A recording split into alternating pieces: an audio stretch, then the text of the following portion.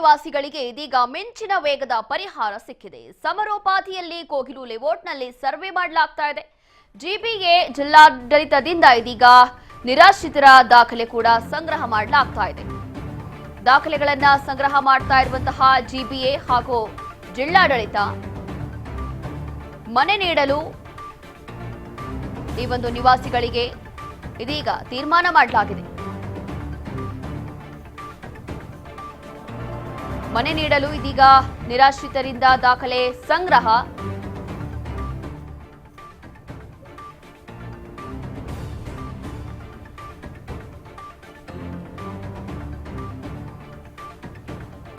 ಕೋಗಿಲು ನಿವಾಸಿಗಳಿಗೆ ಮಿಂಚಿನ ವೇಗದ ಪರಿಹಾರ ಸಿಕ್ಬಿಟ್ಟಿದೆ.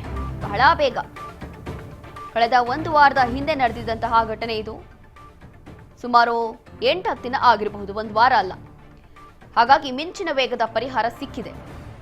ಸಮರೋಪಾದಿಯಲ್ಲಿ ಕೋಗಿಲು ಲೇಔಟ್ನಲ್ಲಿ ಸರ್ವೆ ಕಾರ್ಯ ನಡೀತಾ ಇದೆ. ಅಧಿಕಾರಿಗಳು ಭೇಟಿ ಕೊಡ್ತಿದ್ದಾರೆ.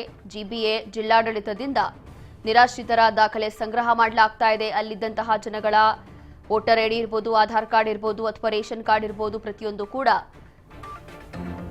ಪರಿಶೀಲನೆ ಆಗ್ತಾ ಇದೆ. ಪ್ರತಿ ಮನೆಯಿಂದ 5 ದಾಖಲೆಗಳ ಪರಿಶೀಲನೆ ಮಾಡಲಾಗ್ತಾ ಇದೆ.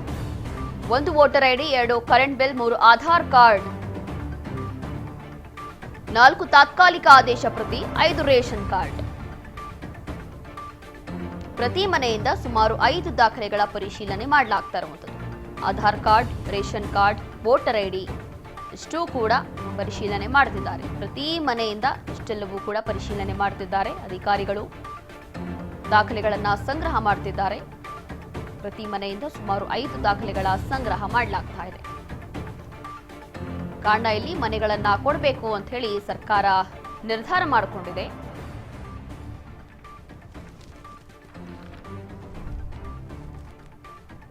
ಈ ಹಿನ್ನೆಲೆ ಈ ಒಂದು ಕೋಗಿಲು ಲೇಔಟ್ಗೆ ಭೇಟಿ ಕೊಟ್ಟಿರುವಂತಹ ಅಧಿಕಾರಿಗಳು, ಜಿಬಿಎ ಅಧಿಕಾರಿಗಳು, ತದನಂತರ ಜಿಲ್ಲಾಡಳಿತ ಎಲ್ಲವೂ ಕೂಡ ಪರಿಶೀಲನೆ ಮಾಡಲಾಗ್ತಾ ಇದೆ. ಇಲ್ಲದಂತಹ ನಿವಾಸಿಗಳು ನಿಜವಾಗ್ಲೂ ಅರ್ಹರ ಅಥವಾ ವಲಸಿಗರು ಇದ್ದಾರಾ, ಎಷ್ಟೆಲ್ಲ ಜನ ಇದ್ರು, ಎಷ್ಟೆಲ್ಲ ಮನೆಗಳನ್ನ ನಿರ್ಮಾಣ ಮಾಡಿಕೊಂಡಿದ್ರು, ಅದರಲ್ಲೂ ಕೂಡ ಮಾಹಿತಿ ಪ್ರಕಾರ ಸುಮಾರು 2021ರಿಂದ 2025 ಅಂದ್ರೆ ಟೋಟಲ್ 5 ವರ್ಷದಿಂದ ಈ ಒಂದು ಜಾಗಗಳಲ್ಲಿ ಅಕ್ರಮವಾಗಿ ಶೆಡ್ಗಳನ್ನ ನಿರ್ಮಾಣ ಮಾಡಿಕೊಂಡಿದ್ರು, ಮನೆಗಳನ್ನ ನಿರ್ಮಾಣ ಮಾಡಿಕೊಂಡಿದ್ರು ಅನ್ನೋ ಮಾಹಿತಿ ಇದೆ. ಆದರೂ ಕೂಡ ನಿನ್ನೆ ಅಷ್ಟೇ ಸಿಎಂ ಸಿದ್ದರಾಮಯ್ಯ ಅವರು ಅತಿ ವೇಗವಾಗಿ ಒಂದು ಸಭೆ ಮಾಡಿ ಒಂದು ತೀರ್ಮಾನವನ್ನ ಮಾಡಿದ್ರು. ಜನವರಿ 1ನೇ ತಾರೀಖಿಗೆ ಹೊಸ ಮನೆಗಳನ್ನ ಕೊಡ್ತೀವಿ ಅಂತ ಹೇಳಿ ಅಧಿಕೃತವಾಗಿ ಘೋಷಿಸಿದ್ರು. ಒಂದು ಮಾನವೀಯತೆ ದೃಷ್ಟಿಯಿಂದ ಅಷ್ಟೇ ಕೊಡ್ತಾ ಇರುವಂಥದ್ದು, ಅದು ಬಿಟ್ಟು ಬೇರೆ ಏನೂ ಇಲ್ಲ. ಇನ್ನು ಮುಂದೆ ಅಕ್ರಮವಾಗಿ ಏನಾದರೂ ಶೆಡ್ಗಳನ್ನ ಹಾಕೋದು ಅಥವಾ ಮನೆಗಳನ್ನ ಕಟ್ಕೊಳ್ಳೋದು ಇದೆಲ್ಲವೂ ಕೂಡ ನಡೆದ್ರೆ ಅದಕ್ಕೆ ಸರ್ಕಾರ ಯಾವುದಕ್ಕೂ ಕೂಡ ಸಪೋರ್ಟ್ ಮಾಡೋದಿಲ್ಲ. ಅಕ್ರಮವಾಗಿ ಒತ್ತುವರಿ ಮಾಡಿಕೊಂಡು ಮನೆಗಳನ್ನ ನಿರ್ಮಾಣ ಮಾಡಿದ್ರೆ ನಡೆಯೋದಿಲ್ಲ. ಕಾರಣ ಏನು ಅಂತಂದ್ರೆ ಇಲ್ಲಿದ್ದಂತಹ ಜನಗಳಿಗೂ ಕೂಡ ನೋಟಿಸ್ಗಳನ್ನ ಕೊಟ್ಟಿದ್ರು ಹಲವು ಬಾರಿ. ಕಾನೂನುಬದ್ಧವಾಗಿ ಆದರೂ ಕೂಡ ಯಾರು ಇಲ್ಲಿ ಮನೆಗಳನ್ನ ಖಾಲಿ ಮಾಡಿರಲಿಲ್ಲ. ಶೆಡ್ಗಳನ್ನ ಹಾಕೊಂಡು ಇಲ್ಲೇ ಸೆಟ್ಲ್ ಆಗಿದ್ರು ಸುಮಾರು 5 ವರ್ಷದಿಂದ. ಹಾಗಾಗಿ ಒಂದು ಕಡೆ ಸಿಎಂ ಸಿದ್ದರಾಮಯ್ಯ ಇಲ್ಲಿದ್ದಂತಹ ತಹಸೀಲ್ದಾರ್ ಅವರ ವಿರುದ್ಧವೂ ಕೂಡ ಆಕ್ರೋಶವನ್ನ ಹೊರಹಾಕಿದ್ರು. ಇದೇ ಒಂದು ವಿಚಾರಕ್ಕೆ ಸಂಬಂಧಪಟ್ಟಂತೆ ನಮ್ಮ ಪ್ರತಿನಿಧಿ ಬಸವರಾಜ್ ಹೋಗಾರ್ ಮತ್ತಷ್ಟು ಮಾಹಿತಿಯನ್ನ ಕೊಡ್ತಾರೆ. ಬಸವರಾಜ್, ನೋಡ್ತಾ ಇದೀವಿ ಅತಿ ವೇಗವಾಗಿ ಒಂದು ಕೇಸ್ ಸಾಲ್ವ್ ಆಗ್ತಾ ಇದೆ ಅಂತ ಅನಿಸ್ತಾ ಇದೆ. ಅತಿ ವೇಗವಾಗಿ ಒಂದು ಒಳ್ಳೆಯ ತೀರ್ಮಾನಕ್ಕೆ ಬಂದಿದ್ದಾರೆ ರಾಜ್ಯ ಸರ್ಕಾರದಿಂದ. ನಿನ್ನೆ ಅಷ್ಟೇ ಘೋಷಣೆ ಆಗಿದೆ. ಎಷ್ಟು ಈ ಕೋಗಿಲು ಲೇಔಟ್ನಿಂದ ಸುಮಾರು 7 ಕಿಲೋಮೀಟರ್ ದೂರದಲ್ಲೇ ಮನೆಗಳನ್ನ ಕೊಡ್ತೀವಿ ಅಂತ ಹೇಳಿ ಇದೀಗ ಸಿಎಂ ಸಿದ್ದರಾಮಯ್ಯ ಅವರು ಒಂದು ಕಡೆ ಘೋಷಣೆ ಮಾಡಿರುವಂತದ್ದು. ಆದ್ರೂ ಕೂಡ ವಿಪಕ್ಷಗಳು ಇದಕ್ಕೆ ಬಹಳ ಟೀಕೆ, ಬಹಳ ವಿರೋಧವನ್ನ ವ್ಯಕ್ತಪಡಿಸ್ತಾ ಇದ್ದಾರೆ. ಸೊ ಏನಿದೆ ಹೆಚ್ಚಿನ ಮಾಹಿತಿ? ರೋಶಿನಿ, ಕೋಗಿಲು ಲೇಔಟ್ ನಲ್ಲಿ ಏನು ಅಕ್ರಮ ಮನೆಗಳನ್ನ ಏನು ತೆರವುಗೊಳಿಸಿದ್ರು, ಆ ಒಂದು ತೆರವುಗೊಳಿಸಿರ್ತಕ್ಕಂತ ಮನೆಗಳಲ್ಲಿ ಅಲ್ಲಿರ್ತಕ್ಕಂಥವ್ರು ಅಂದ್ರೆ ನಿಜವಾದ ಫಲಾನುಭವಿಗಳಿಗೂ ಕೂಡ ವಂಚಿತರಾಗಿದ್ದಾರೆ ಅನ್ನುವಂಥದ್ದನ್ನು ಕೂಡ ಆರೋಪ ಮಾಡ್ತಾ ಇದ್ರು. ಹಾಗಾಗಿ ಅದನ್ನ ನಿನ್ನೆಯೂ ಕೂಡ ಸಿಎಂ ಸಿದ್ದರಾಮಯ್ಯವರು ಸಭೆ ನಡೆಸಿದ್ರು. ಸಭೆ ನಡೆಸಿ ಅಲ್ಲಿರ್ತಕ್ಕಂಥ ಮಾಹಿತಿ ಏನು ಅನ್ನುವಂಥದ್ದನ್ನು ಕೂಡ ಏನು ಸಚಿವ ಜಮೀರ್ ಅಹಮದ್ ಖಾನ್ ಅವರ ಸೂಚನೆ, ಸಿಎಂ ಅವರ ಸೂಚನೆ ಮೇರೆಗೆ ಅವರು ಕೂಡ ಹೋಗಿ ಪರಿಶೀಲನೆ ಕೂಡ ನಡೆಸಿದ್ರು. ಅವರು ಕೂಡ ವರದಿಯನ್ನ ಕೊಟ್ಟು ನಿನ್ನೆ ಅದರ ಮಾಹಿತಿಯನ್ನು ನೀಡಿದ್ರು. ಅದರಂತೆ ಬೆಂಗಳೂರು ಜಿಲ್ಲಾ ಉಸ್ತುವಾರಿ ಸಚಿವರಾಗಿರ್ತಕ್ಕಂಥ ಡಿ.ಕೆ. ಶಿವಕುಮಾರ್ ಅವರು ಕೂಡ ಆ ಒಂದು ಪ್ರದೇಶಕ್ಕೆ ಹೋಗಿ ಅಲ್ಲಿರ್ತಕ್ಕಂಥ ಸ್ಥಳೀಯ ಮಟ್ಟದ ಅಧಿಕಾರಿಗಳ ಜೊತೆ ಕೂಡ ಚರ್ಚೆ ನಡೆಸಿ, ಅಲ್ಲಿಯ ಸ್ಥಳೀಯ ನಿವಾಸಿಗಳ ಜೊತೆ ಕೂಡ ಚರ್ಚೆ ನಡೆಸಿ, ಅಲ್ಲಿ ಮೂಲ ನಿವಾಸಿಗಳು ಯಾರು, ಅಲ್ಲಿ ಬೇರೆದವರು ಬಂದಿದ್ರ ಅನ್ನುವಂತ ಎಲ್ಲವನ್ನ ಮಾಹಿತಿಯನ್ನ ಪಡೆದುಕೊಂಡು ಸಹಿತ ಸಿಎಂ ಅವರ ಸಭೆಯಲ್ಲಿ ಕೂಡ ವಿವರಣೆ ನೀಡಿದ್ರು.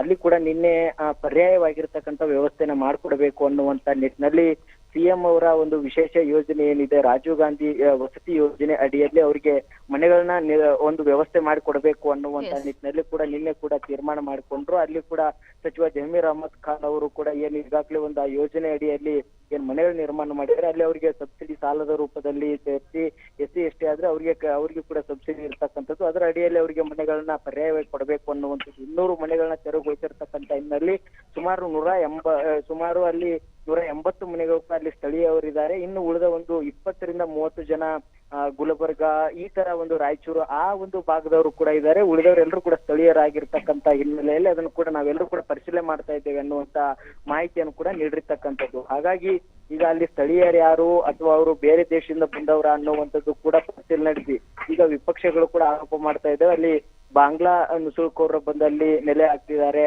ಎಲ್ಲ ಒಂದ್ ಕಡೆ ಮುಸ್ಲಿಂ ಓಲೈಕೆ ರಾಜಕಾರಣವನ್ನ ಮಾಡ್ತಾ ಇದ್ದಾರೆ ಕಾಂಗ್ರೆಸ್ ಸರ್ಕಾರ ಅನ್ನುವಂಥದ್ದು ಕೂಡ ಬಿಜೆಪಿ ನಾಯಕರು ಆರೋಪ ಮಾಡಿದ್ದಾರೆ. ಹಾಗಾಗಿ ಆ ಆರೋಪಕ್ಕೆ ಕೂಡ ಸಚಿವ ಜಮೀರ್ ಅಹಮದ್ ಖಾನ್ ಅವರು ಕೂಡ ತಿರುಗೇಟ್ ಕೊಟ್ಟಿರ್ತಕ್ಕಂಥದ್ದು.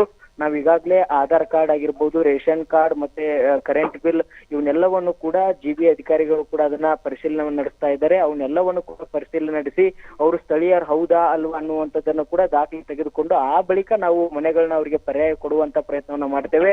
ಉಳಿದವರಿಗೆ ಅಲ್ಲಿ ಬಾಂಗ್ಲಾದೇಶವರು ಆಗಿದ್ರೆ ನಾವು ಅವರಿಗೆ ಮನೆಗಳನ್ನ ಕೊಡೋದಿಲ್ಲ ಅನ್ನುವಂಥದ್ದು ಅಕ್ರಮ ಇದ್ದುದನ್ನ ಸಕ್ರಮ ಮಾಡುವಂತ ರೀತಿಯಲ್ಲಿ ಆರೋಪ ಇದೆ. ಆದ್ರೆ ಅದನ್ನ ಯಾವ್ದು ಕೂಡ ಮಾಡ್ತಾ ಇಲ್ಲ. ಕಾನೂನುಬದ್ಧವಾಗಿ ಯಾರು ಅಲ್ಲಿ ಸ್ಥಳೀಯ ನಿವಾಸಿಗಳಿದ್ದಾರೆ, ಯಾರು ಅಲ್ಲಿ ಏನು ಫಲಾನುಭವಿಗಳು ನಿಜವಾದ ಫಲಾನುಭವಿಗಳಿದ್ದಾರೆ ಅವರಿಗೆ ನಾವು ಕೊಡುವಂತದ್ದನ್ನ ನಾವು ಈಗಾಗಲೇ ಅಧಿಕಾರಿಗಳು ಸೂಚನೆ ಕೊಟ್ಟಿದ್ದೇವೆ.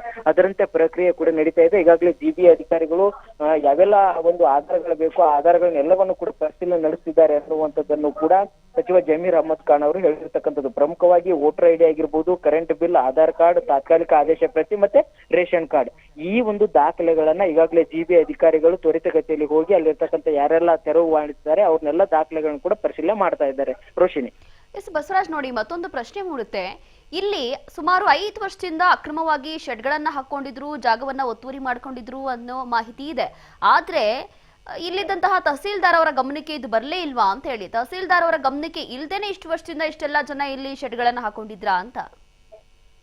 ಖಂಡಿತ ರೋಶಿನಿ, ಅಲ್ಲಿ ಅದು GBI ವ್ಯಾಪ್ತಿಗೆ ನೋಟಿಫೈ ಆಗಿರ್ತಕ್ಕಂಥ ಜಾಗ, ಅಲ್ಲಿ ಕಸ ವಿಲೇವಾರಿಗೂ ಕೂಡ ಇರ್ತಕ್ಕಂಥ ಜಾಗ ಅನ್ನುವಂಥದ್ದು ಕೂಡ ಅದು ಗುರುತಾಗಿತ್ತು. ಅಲ್ಲಿರ್ತಕ್ಕಂಥ ತಹಸೀಲ್ದಾರ್ ಆಗಿರ್ಬೋದು, ಅಲ್ಲಿ ಸ್ಥಳೀಯ ಮಟ್ಟದ ಅಧಿಕಾರಿಗಳಿಗೂ ಕೂಡ ಅದು ಸಹಿತ ಅದರೆಲ್ಲವೂ ಕೂಡ ಗೊತ್ತಿತ್ತು.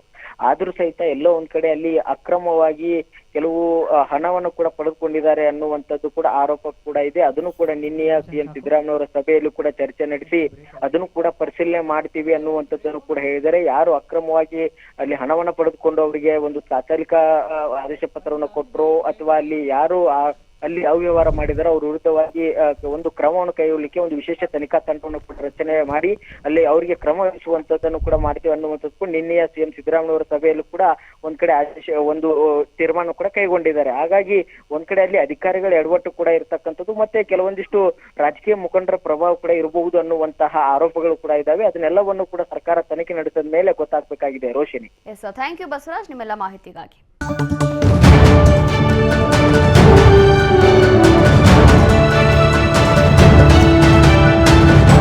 ರಾಜ್ ನ್ಯೂಸ್ ಕನ್ನಡ.